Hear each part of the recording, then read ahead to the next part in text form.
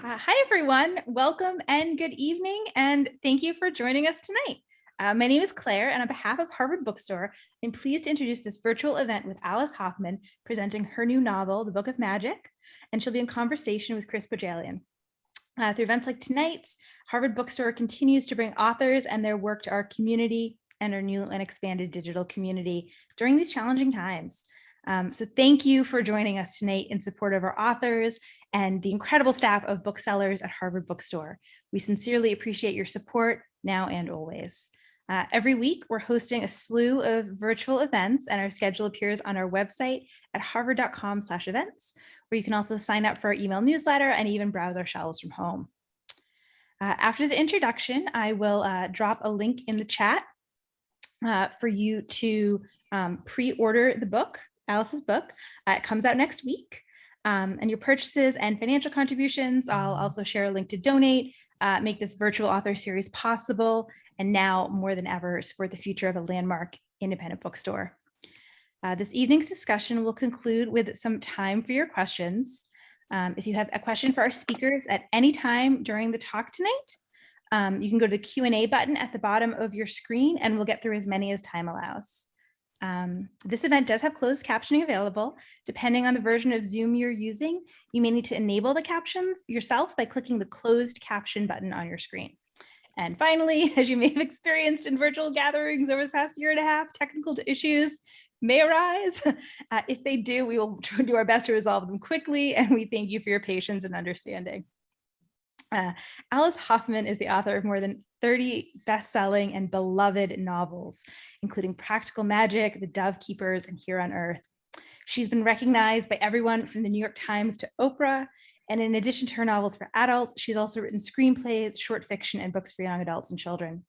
Her work has been translated into more than 20 languages, and I would be remiss if I didn't mention she is a patron and supporter of the truly phenomenal Hoffman Breast Center at Mount Auburn Hospital, which is just down the road from the bookstore. Tonight, she'll be talking to Chris Bohjalian, author of bestsellers like The Red Lotus, The Flight Attendant, and Sandcastle Girls. His books have been recognized by the Washington Post, the St. Louis Post-Dispatch, the Hartford Courant, Milwaukee Journal-Sentinel, among many others. And he is a fellow of the Vermont Academy of Arts and Sciences. His most recent book, fittingly for tonight's conversation, is The Hour of the Witch. For many of us, Practical Magic was the book that made us fall in love with Alice's work. Who could forget Gillian and Sally Owens and their story? Luckily for us, Alice couldn't let the family go either. The Rules of Magic, Magic Lessons, and now the final volume, The Book of Magic, chronicles generations of the Owens family and the magic they carry in them. A lucky early reader writes, "In pure Alice HOFFMAN fashion, this book once again delivers an engaging plot while delving into the human condition and what it truly means to love and be loved. Reading this book feels like that first sip of coffee on a crisp fall day, comforting, energizing, and full of hope." And so now I'm pleased to turn things over to tonight's speakers. I'll bring them up on screen here. And the digital podium is yours, Alice and Chris. First of all, Alice, it is such a pleasure to be with you as you launch the Rules of Magic, the Book of Magic, excuse me. I loved this book, every single page. And before I start asking you questions, I want to share one story, and I know you're going to read a little bit too. Years ago, before you and I met and became friends, I reviewed one of your books for a book magazine. And the cover of the magazine said, sort of like, Cosmopolitan says things like, how to drive your lover, crazy in bed. This book magazine said, Chris Bohjalian loves Alice HOFFMAN. Aww. My wife's and my daughter was about 6 at the time. She was just learning to read.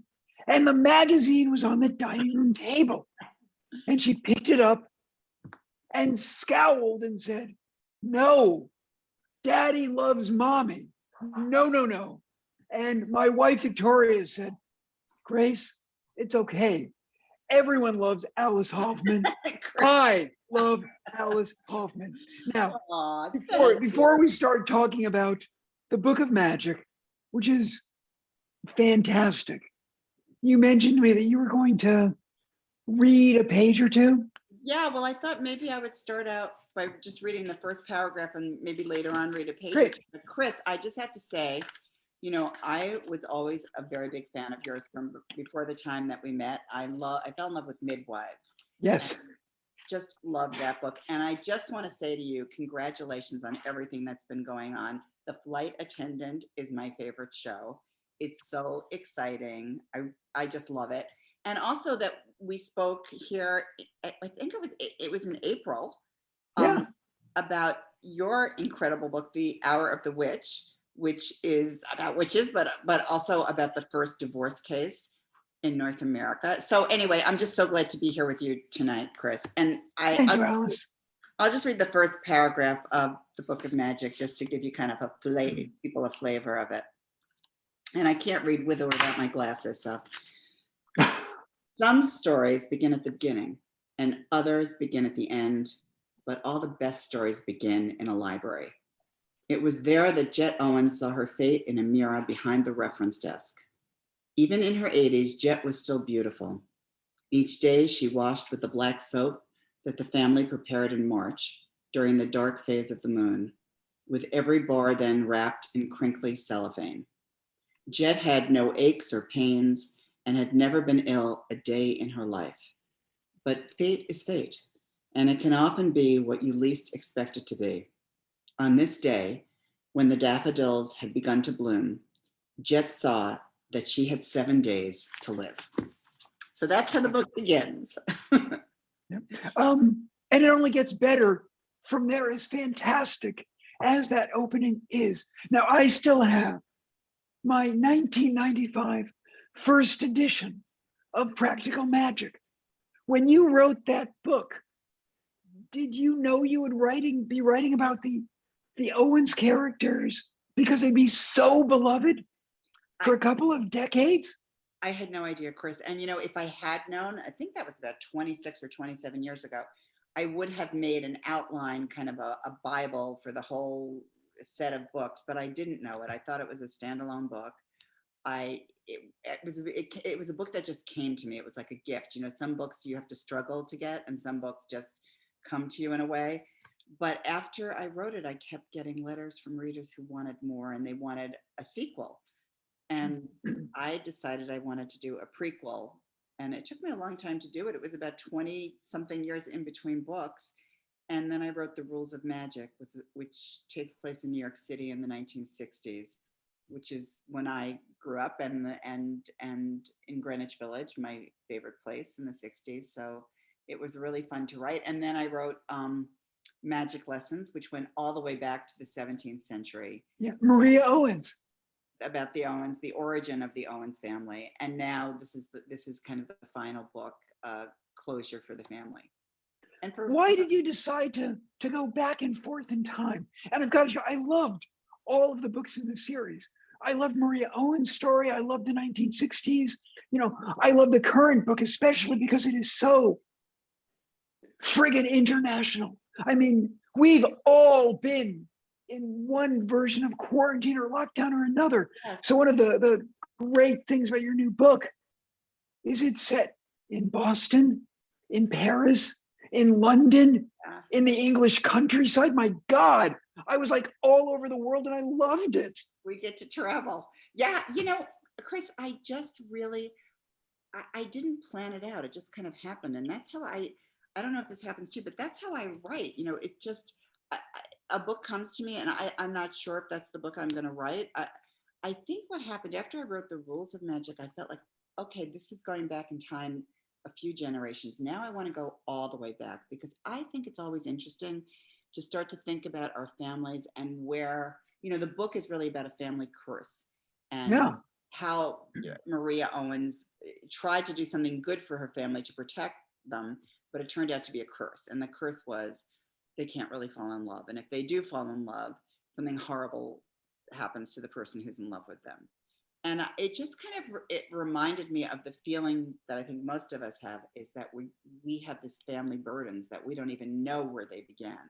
You know, not just our parents and our grandparents, but things that have affected us, kind of the ghosts in the nursery, you know, that affect our lives even now and the way we behave. So I wanted to go back in time. You know, you do something really special, not just in the Practical Magic series and not just in this remarkable new book, but you managed to walk this tightrope that I love between heartbreak and happiness. When you're writing a book, do you sort of know whether this is a book that's going to end in heartbreak or happiness when you start? That's it. It's such an interesting question because I always felt, well, I don't want to give the end of this away, but No. I always feel like I know what the ending is, and it always turns out to be something different. And I don't know if that happens to you, but I always have an outline. I think I know exactly where I'm going. And then the characters, once they're really alive, they start making choices that surprise me. And I think that's what I like about being a writer, is that it's the same thing that I like about being a reader is, you know, as you turn the page as a reader, you're finding out more, you're surprised, you're finding out more and more. And for me as a writer, as I'm working on a novel, it kind of morphs and changes and I'm surprised. And I feel like if I ever stop being surprised, that's the day that, you know, I stop writing. You know, one of the other things about this book is that it's a real page turner. I mean, there was one moment where my wife fell asleep in bed at about 11:15. Then she rolled over at 12:15 and I was still reading.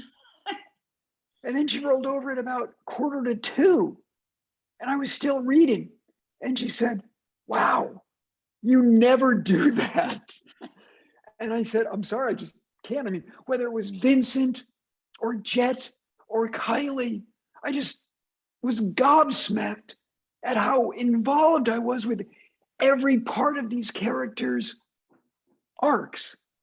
When you're writing a book, are you thinking more about character when you're doing your outlines, or that notion of, I'm going to keep Bohjalian up until 3 a.m? Well, I'm glad that I kept you up till 3 a.m, but I do think of the plot when I'm doing the outline, but I think the first thing I do is I try to create the world.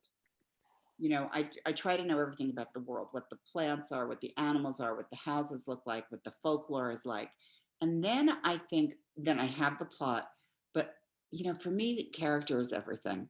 And I feel like if you're invested in a character, it almost doesn't matter what they do. You want to find out what happens to them. Do you find that as well? Do you start with character or plot? I do. I start with character and premise. I have no idea what my plot is. You know, alcoholic flight attendant wakes up next to a dead body.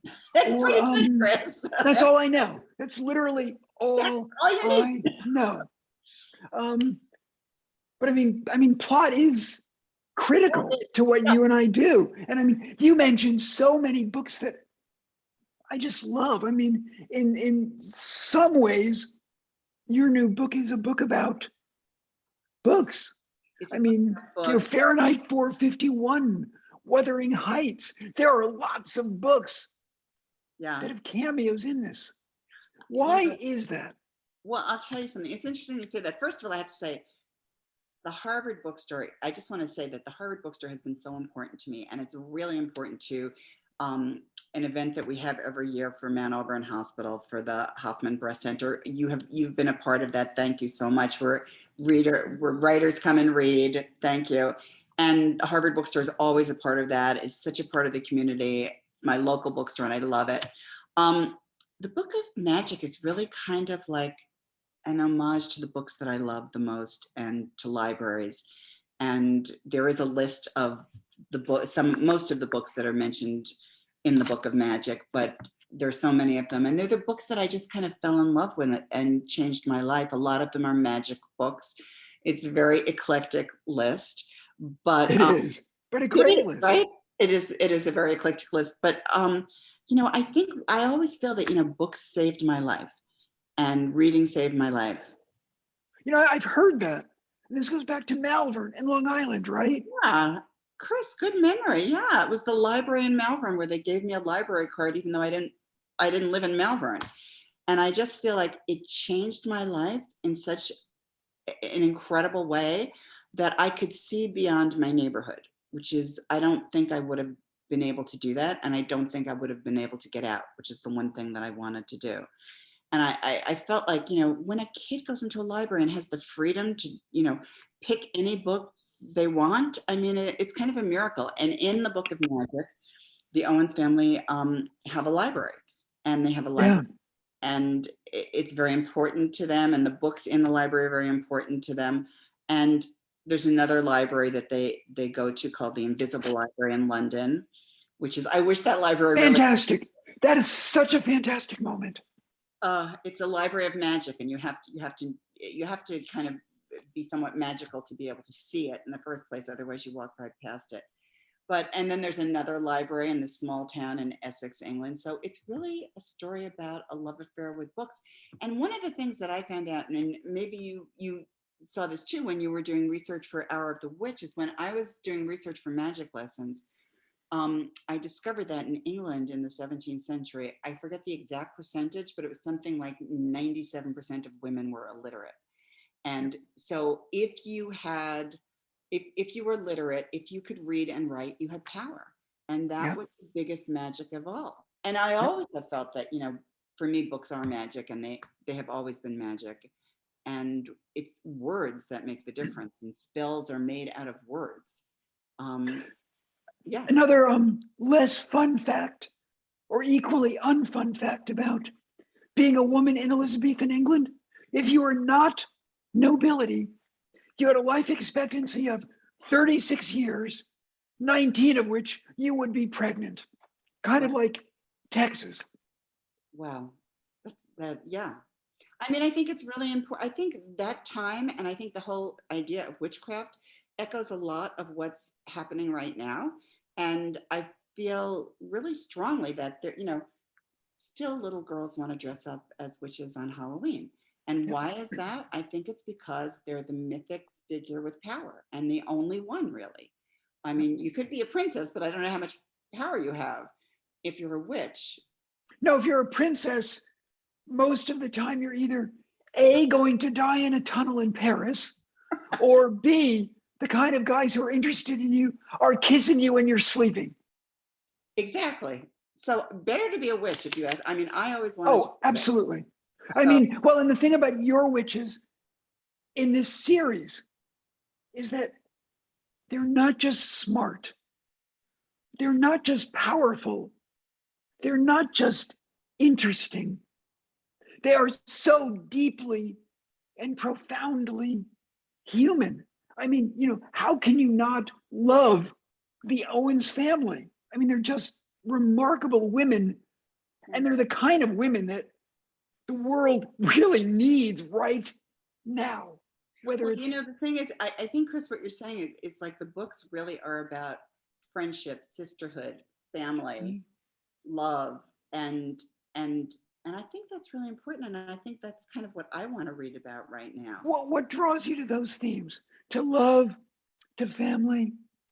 Well, it's interesting because sometimes you write not what you know, but what you wish for. And for me, I don't have a daughter and I don't have a sister. So for me, writing these books has been a way to, kind of experience that. And also, I grew up in a house really of women. I mean, I had a brother, but he fled very early on. But, it was my mother, and my grandmother was there a lot of the time. So I just feel like that was my initial, view of the world, was women's relationships with each other, which are very complicated and can change, and I feel, that's really what I'm writing about. And also, I think in some ways, is Vincent a stand-in for your brother? No, I don't think so. I wish Vincent was my brother. Okay. I mean, because I love Vincent. Vincent is so great.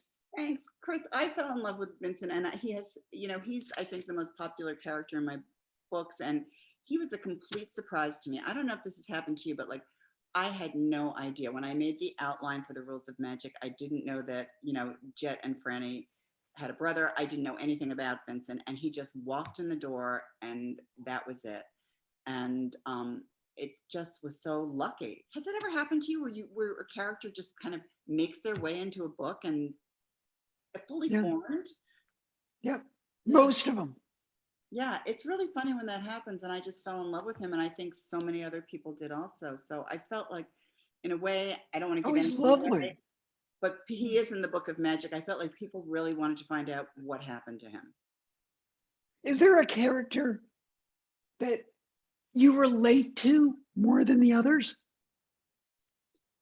It's really changed for me. When I wrote Practical Magic, I related to Sally, who's kind of the practical, motherly, wants to be normal, wants to be ordinary, doesn't want to have anything to do with magic or her family history. But as time has gone on, I relate much more to Franny. I feel like that is who I am, cantankerous, can seem mean and hard-hearted, but, really has a big, wounded, open heart. And for me, she's the character that I feel the closest to. But anyway, should I read a little bit more, a tiny bit? I'd love that. I thought I would read, so there are 7 days where Jet is preparing to die because she knows she has 7 days to live. So I thought I would just read a little bit about her 6th day, because you have to really think about what's important to you if you know these are your last days, which, sometimes we do know and sometimes we don't. So I'll just read a little bit of her 6th day. Great. On the 6th day, the ants fell silent in a haze of disbelief. The future was less than 48 hours away. Still, no one had ever called them lazy, and they made good use of their time, setting about cleaning the house, which frankly had not been done in some time. It was traditional to do so after a death, to prepare for the mourners and clear out anything the deceased might wish to keep private. But knowing what they knew, they had the opportunity to complete the task together before the funeral. They covered the mirrors and opened the windows to let in fresh air. The sisters packed up Jet's clothing and her collection of novels, along with the batch of letters Levi had sent to her when she was a girl, mostly concerning how they might manage to meet without the Reverend catching on. There was another correspondence that Jet treasured, letters tied up with blue ribbon, and these were Raphael's. She gazed at them on the brink of tears. His, Franny said. She'd never questioned her sister about her love life. Still, she had been curious. Jet nodded. Life is luck, she said. That it is, her sister agreed. And I think a lot of life is luck. There is a birth lottery. Yeah. No question about it. I found Jet's death heartbreaking and beautiful. Thank you. And I love that in a book. I mean, I would have killed Harry Potter at the end of book 7. Why not at the beginning of book 1? Yeah. I mean, but no, never mind. But I mean, so you're talking about plots and outlines. What were you experiencing when you knew that the Death Beetle had come for Jet? It's funny because the Death Beetle has been throughout the books, and I thought, eventually the Death Beetle has to find you. And I don't know, things just, as a writer, sometimes you plan things, sometimes you don't. And as soon as I started writing, I realized that Jet knew she would die. And that would set everything else in motion for everybody, which it does. Yeah. Is there a character that you personally relate to? I mean, you mentioned Franny a little bit, but in addition to Franny? Well, I think, I think this is what I think about a novel. I really believe that a novel is like a dream. And they say in a dream, you're every character, including the dog and cat. So I feel like in a novel, I am all of those characters. And sometimes people will say, well, if it was a movie or if it was a TV show, do you imagine an actor? And I'm always says, I don't see characters from the outside. I feel like I'm seeing them from the inside out. I feel like I am them when I'm writing. Do you have that experience as well? It's like you're writing from inside your character. I do. And I never think about who's going to play that character in the movie or the TV series. Though I will tell you, I don't think I've seen Nicole Kidman do anything since Practical Magic that doesn't bring me back to practical magic. To me, she is Jillian. She was great. Yeah, Wasn't she great? she was great. I mean, and I she's know. done so much extraordinary work. Now that the Book of Magic is out there, and you really do want to order this book tonight from the Aw, Harvard bookstore, it's just grand. Every page, every word. thank you. But now that it's done, are you feeling any wistfulness? Yeah, a lot. I mean, I was the whole time I was writing it. I cried a lot writing the book, thinking that this was kind of the end because it was a huge, it was 25, 26 years of my life. And, I'm not, it's the end of them. Am I ready to give up like the world of magic? Not necessarily, but, I'm already very much into my next book, which is completely different. And so I always think that the book that I'm going to be in love with most is the book that I'm going to write next. When were you crying most? And without giving anything away, the Yeah. scene set in Essex Yes. or Cambridge, Boston, or maybe even Paris or London. In Essex, England. Yeah. Me too. It's pretty much. Thanks, Chris. It's pretty emotional. I can't give anything away, but there was part of it that I didn't really expect. I really didn't know it was going to happen. I was kind of shocked, and I still cry every time I read that part. Yeah, well, that's why we didn't ask you to read that part aloud. Aside from the fact, no spoilers at the Harvard bookstore. Do you have any specific hopes for what you hope readers will take away from the Book of Magic? Well, it's funny that you asked it because usually when I'm writing a book, I don't think that much about anyone ever reading it. But with this book, it was different because I felt that there were so many people who loved these characters. It wasn't just me. And especially there were so many people who loved Vincent, especially, but all the characters. And so I felt like I kind of had this duty to have them kind of have closure and finish their lives in a way that seemed correct for their characters, even if some of them were sad endings. Mhm. So that felt really different to me than any other book. I never felt that kind of responsibility to anyone else other than to myself as a writer. And my big hope is that people feel this is the right ending for the story of this family. Oh, it is. Thank The you. ending is so deeply, profoundly perfect. I mean, I'm not going to reveal anything more than that, but I love the ending. And, we all were just watching the Olympics.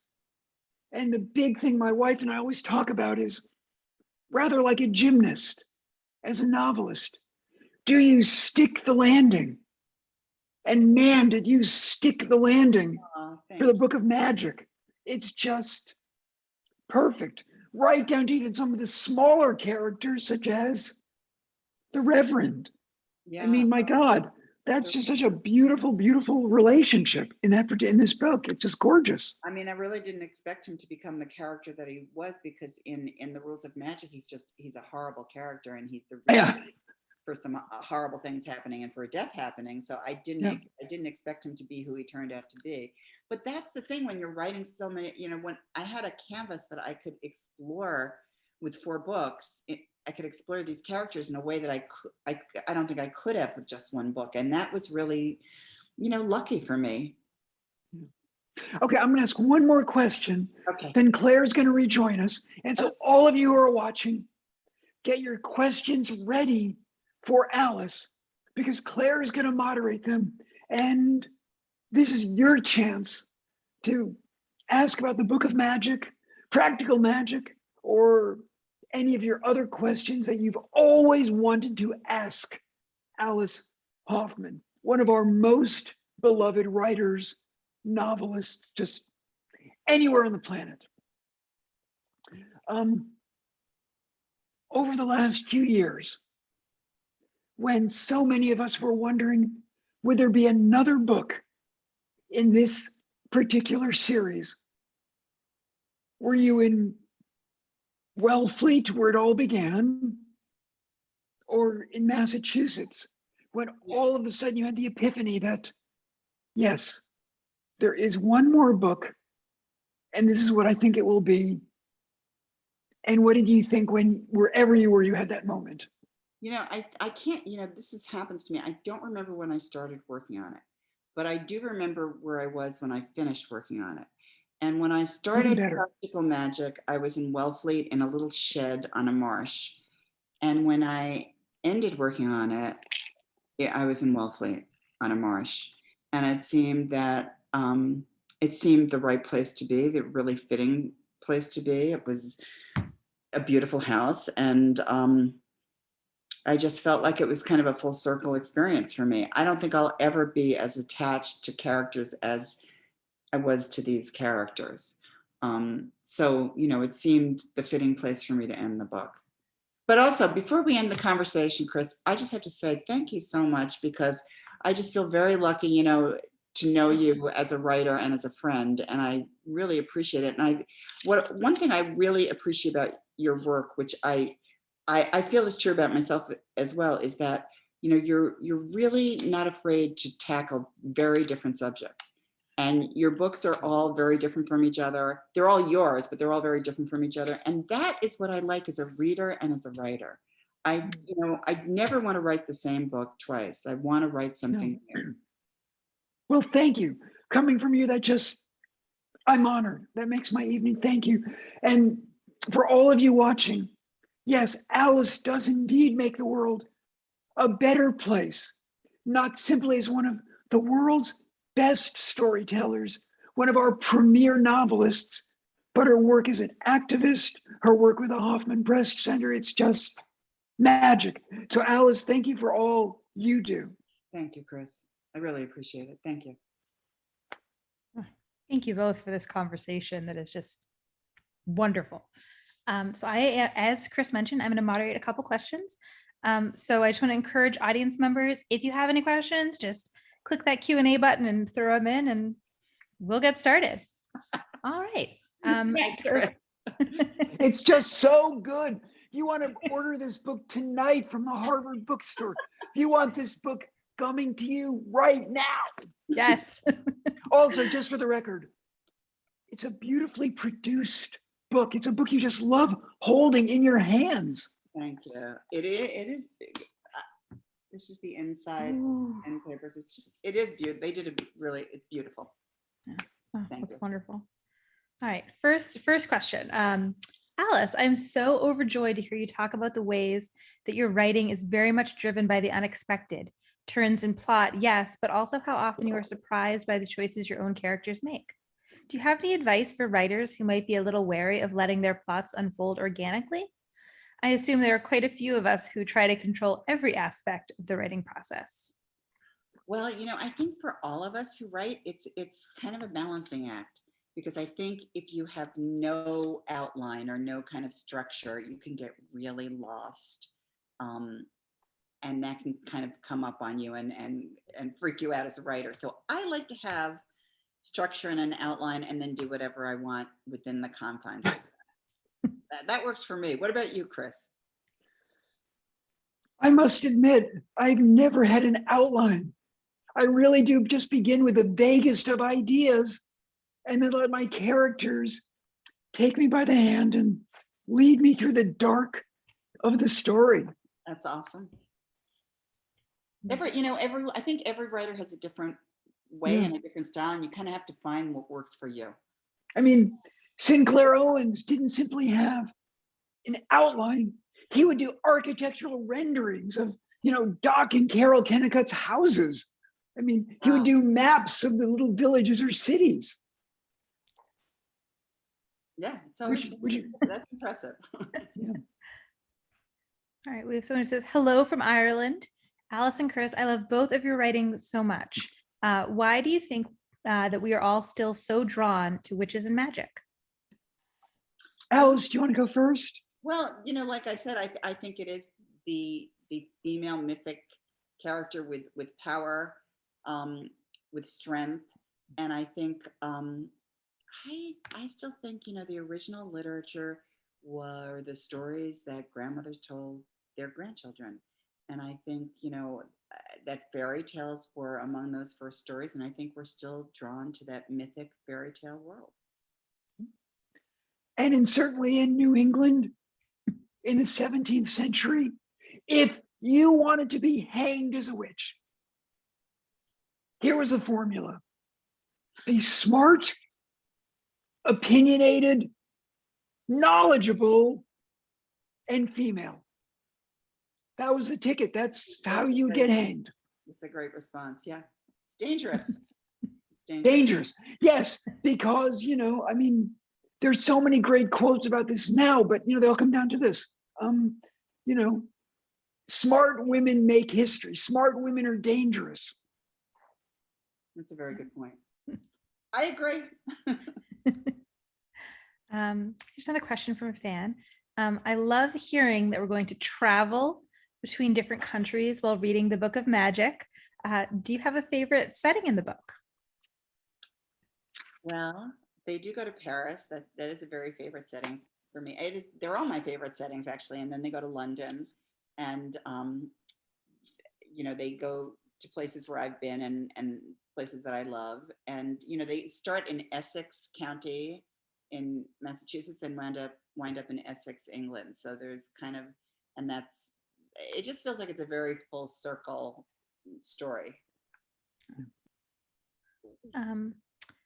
Here's a sort of more writerly question, and sort of two combined. So the first one is, are there books or resources that you consult when you're trying to world build for your characters?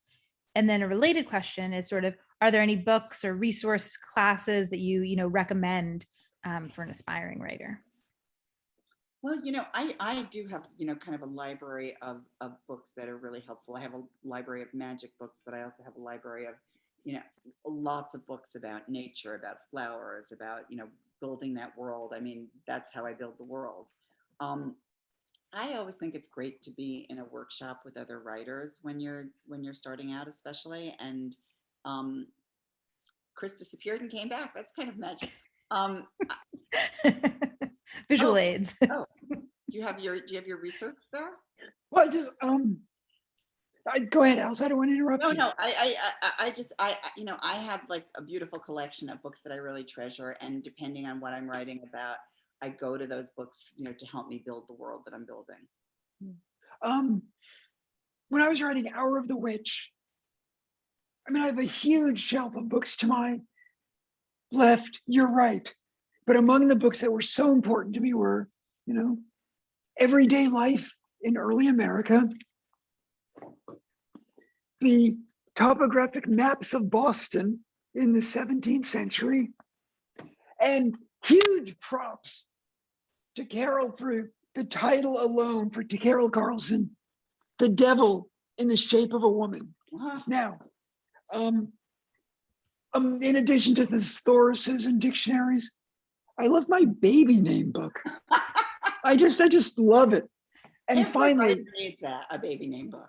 we do. And the best book I've ever found for aspiring writers, the best how-to book, John Gardner's The Art of Fiction. It's only like 200 pages, but oh my gosh, I never went to Iowa to get an MFA. And so John Gardner's The Art of Fiction was my Iowa MFA. Oh, those are some great answers. And I'm sure that the aspiring writers in the audience are scribbling down all those books right now. But it's funny that you talk about everyday life, because that's one of the hardest things to find out when you're writing a historical novel, is what everyday life was about. And any book that has kind of the recipes and the way, the cleaning items and all that sort of stuff is very, very useful. Just learning that the Puritans had atrocious table manners. They didn't use forks. They drank beer like it was spring break in Miami. They didn't use plates. They used these things called trenchers that were Minnie's pigs troughs. And they ate lobster like it was bologna. It was a party. Doesn't sound so bad. Here's another question. Alice, one of my favorite things about your writing is your ability to forge deep connections between your characters, something that comes across so wonderfully in your dialogue, so naturalistic and human. When writing these powerful exchanges between Jet and Sally, for example, do you think a lot about how the women in your life, do you think a lot about the women in your life and how they express themselves? You know, that's an interesting question because I don't really feel as if I'm writing from real life. I don't like go to a coffee shop and listen to a conversation and think, oh, that could be dialogue. I think for me, it's more organic and it comes from the character as I'm writing them. But I always find that it's a really good idea to read the work out loud because I think when you read your dialogue aloud, if you're stumbling over it, if it feels false in some way, you know, you have to cut it or change it and rewrite it. And I think, in fact, I read the whole book aloud because I feel like it's really helpful to do that, to know what to cut and what to keep. Here's another question for both of you. When your character, which we've talked about this a little bit, but when your character takes you to a place where you are unexpected and maybe that you need to like, kill them off or do something to them, do you find that difficult? And do you try to save them, even if the story is sort of taking you in a different direction? Chris, you try to save them? No, I knew you'd say no, I mean, I have killed so many darlings. I mean, my books, I've killed so many main characters in my books in the last 10 pages. I mean, if it feels to me like a character needs to die or should die, I'll kill that character and break my heart. I mean, it is very heartbreaking when something like that happens. But the story, you know, kind of takes on a life of its own, I think, usually. And it's going where it's going, you know, whether you like that or not. And then having said that, you know, very often I rewrite the last 100 pages of a book, you know, so I think I know where it's going. And then I realize, you know, it doesn't feel right. Right. So here's one specifically about the new book. If I haven't read any of the previous books in the series, will it make sense to read this one? I read many of your books years ago, but I had lost track. Thank you. Yeah, I think they all stand alone. I don't think you have to have read one before reading another. And people want to know what order they should read them in, whether the way they were published or the chronological way. I think it doesn't really matter. I think if I was starting fresh, I might start historically with magic lessons, which is the beginning of the family, and go forward. But I just don't think it matters. And you certainly don't have to have read the other books to read this one. Good. Alice is right. If you've read none of the other books, doesn't matter. The Book of Magic stands alone magnificently. Thank you. Here's a question about a very different book, and a little different vibe of a question, but I think an interesting one. Hi, Alice. I read At Risk as a teen in the late 90s. Wow. It was a defining book for me. By that time, the AIDS crisis had at least a better understanding. What I took from it was, look what we did to these people when we didn't understand. What did we learn from this about how we treat others in the future? This is not the only crisis that will happen in my lifetime. What will I do? That time came in March 2020. How did you feel when COVID descended upon us and the parallels between the two?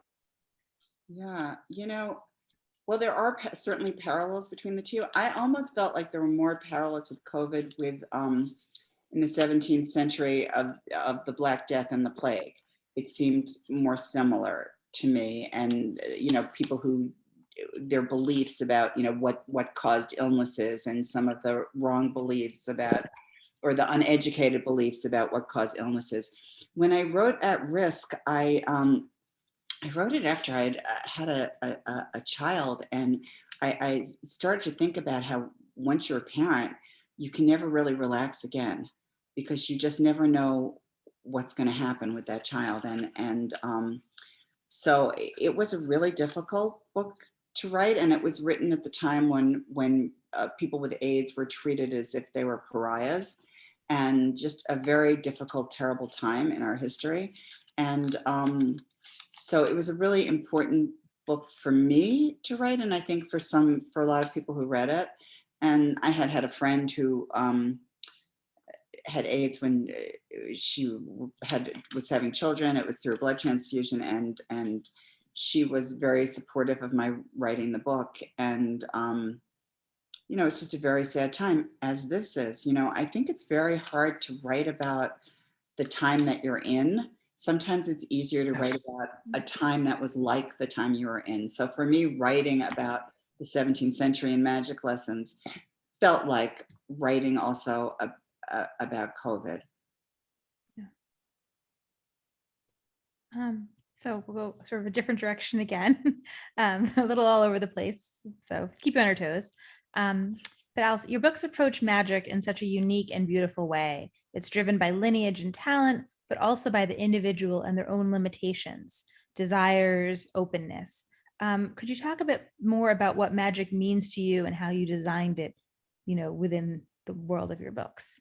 That's such a beautiful question. Thank you. I think for me, the real magic is really love and family and sisterhood and friendship. That is the real magic, and books and words. But beyond that, I'm very interested in kind of the way that women were healers and used magic and used herbs, and the whole idea of being a midwife and how they were looked down upon, and everything to do with birth and death, which really was in the hands of women. So for me, that's all very interesting, and all, part of the way I experience magic. But I think for me growing up, I experienced magic through reading the books that I read, Ray Bradbury, Edward Eger, all of the science fiction and fantasy that I read. For me, growing up on Long Island, a place, I desperately wished to escape at that time, that was my escape. That was the magic that allowed me to escape. You acknowledge there's a gap between the writing of practical magic and when you wrote the rest of the series, and we talked about that a little bit earlier. But did you find it hard to locate the characters that you had imagined decades earlier, or was there sort of more of a delight in being able to reimagine them, in a new time? Yeah, for me, it was more of a delight. And what I felt when I was writing it is I always think about how we can never really know the older people in our families because we did not know them when they were young. So we will never know them. If we could time travel and be with them when they were young, we would have a whole different perception of who they are. And that's what I began by doing. I began by time traveling to the 60s and seeing who Franny and Jet were when they were girls and young women. And it was really fun. I enjoyed every minute of it. Oh, that's wonderful. So here's a question for both of you. An audience member is very interested to know who some of the writers and authors that have influenced you are. Chris? When I was in 8th grade, my family moved from a suburb of New York City to Miami, Florida, which was a suburb of New York City at the time. And I started school on a Tuesday after Labor Day. And then right after school, I went to see my new orthodontist, a sadist, it would turn out, if ever there was one. He gave me some orthodontic headgear that looked like the business end of a backhoe. And I had to wear it for 4 hours a day. And I couldn't speak when I was wearing it. I wasn't allowed to sleep when I was wearing it. So what would I do? I would come home from school, put in my headgear, and I would go to the Hialeah Miami Lakes Public Library, and I would read. And Stephen King had just started publishing his astonishing Grand Guignol. So I read Stephen King.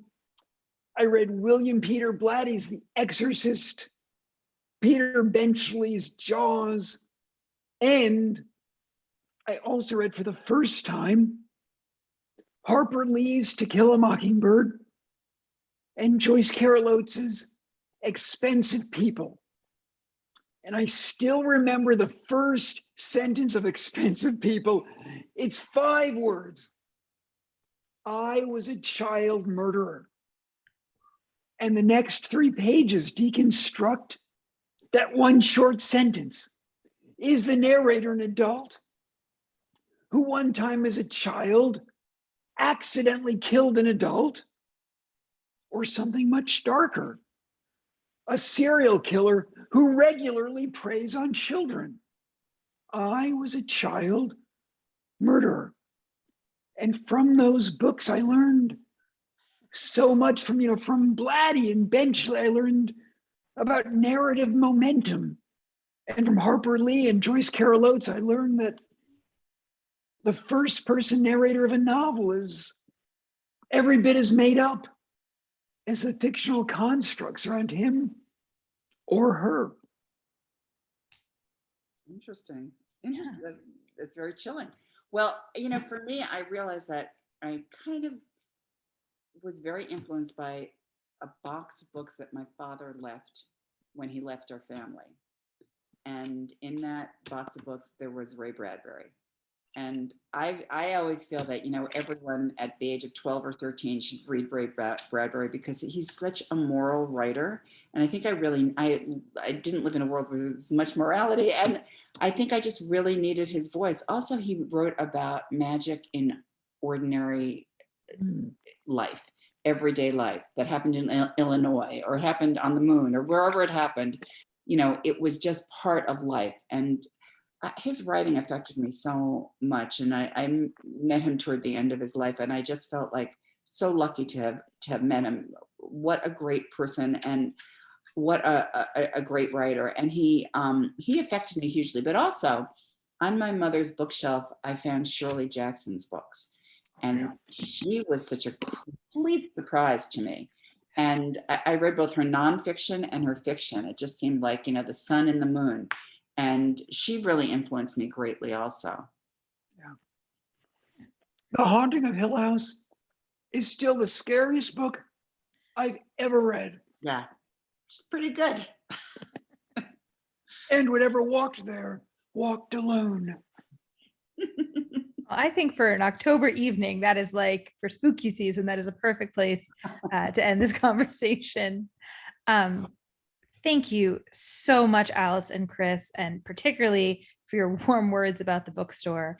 And thank you to everyone out there for spending your night with us. You can learn more about and purchase the Book of Magic at harvard.com or the link that's in the chat. And on behalf of Harvard Bookstore in Cambridge, Massachusetts, have a great night. Keep reading and please be well. Thanks so much. Buy this book. So good. Good night. Thanks so much. Good night. Take care.